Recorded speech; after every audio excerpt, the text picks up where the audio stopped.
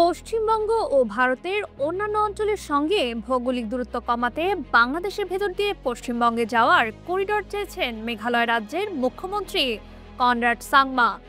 শুক্রবার রাজ্যের রাজধানী শিলংয়ে নিজ কার্যালয়ে সাংবাদিকদের সঙ্গে এক মতবিনিময় সভায় একথা বলেছেন তিনি।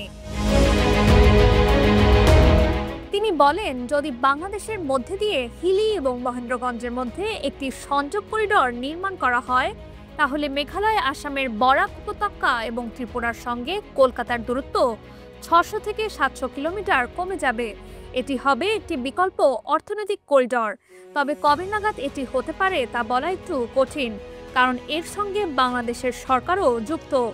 বাংলাদেশের সরকার পরিবর্তনের আগে এই ইস্যুতে ঢাকার সঙ্গে মন্ত্রী পর্যায়ে বৈঠক করেছিল নয়াদিল্লি।